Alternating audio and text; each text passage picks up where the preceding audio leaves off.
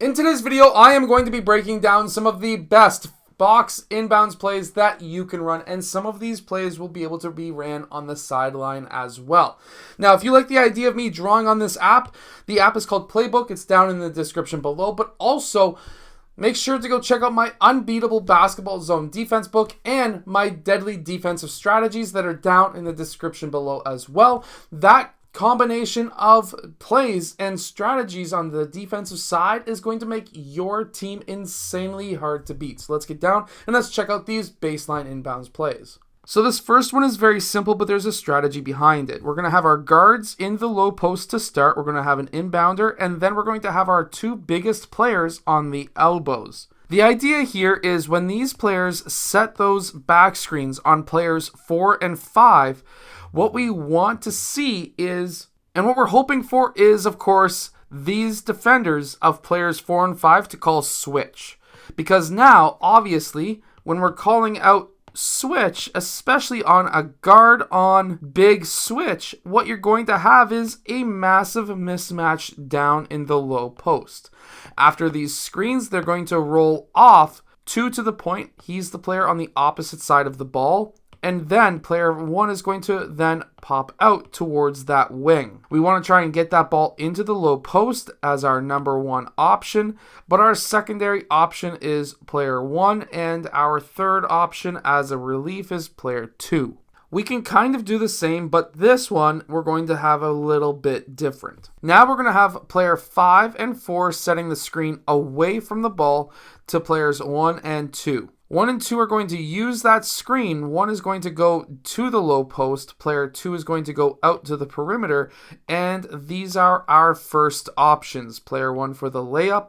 This should be just quick because this is probably going to be a switch. And if it is a switch, then of course player 1's defender is going to be sealed behind player 5. And this can be an easy layup as well. On the flip side, player 4, if they switch, now you've got a fast player on a much slower player. These guys can literally just clear out and let player 2 cook. That's one option. The other option is you can set up the offense or take a 3-point shot. And if that ball goes to player 4, he's relief, set up an offense.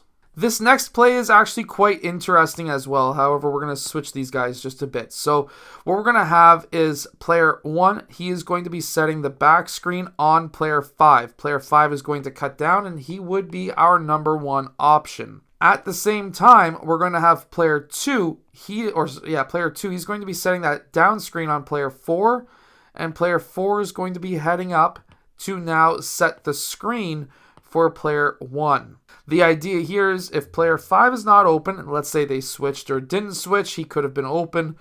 Now, with the confusion as to what's happening over here, where we're getting an STS play. An STS is screen the screener, which means that player 2 is setting the down screen on player 4, and player 4 is setting the screen. So you're screening the screener, who is then going to be screening for player 1. This is just a lot of confusion. Obviously, player 5 is our first option. Our second option should be always open because there is a ton of confusion, especially if you run this with younger teams.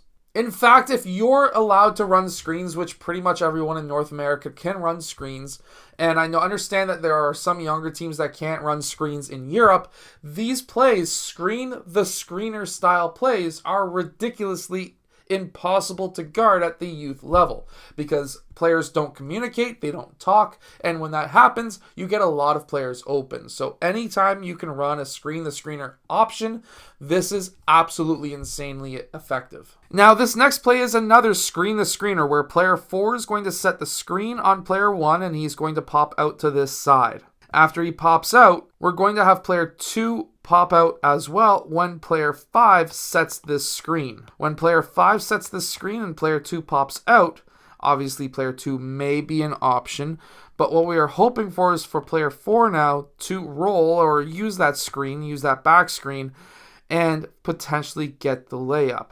Again, anytime there is a screen the screener where now, or at least a screen the screener style play where player 4 is screening, this is more like a flex option, but either way, now player 4 should be pretty wide open. And if his man cheats, so let's say player 4's defender goes underneath that screen, Now he can pop out and he may be open for that long pass to the point where he can get that 3 or potentially set up the offense.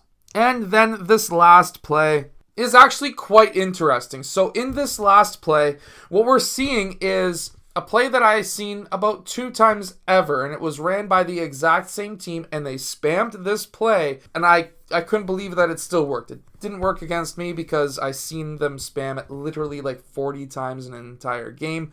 I think it was their only inbounds play they ever ran, but what it was is we have player 2 set the down screen for player 1, which is not exactly something that is very common.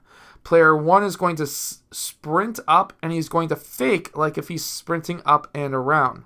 But instead, what happens is player 4 and 5 come together, and then he goes in between 4 and 5 for that elevator style play.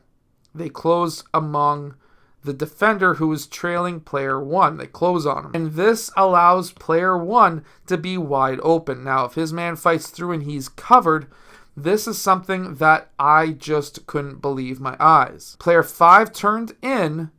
Player 2 was cleared out by this time, and now player 3 used 4 and 5 as an elevator screen, and then player 3 was able to hit that 3. So they literally ran an elevator screen twice in the exact same play for different players.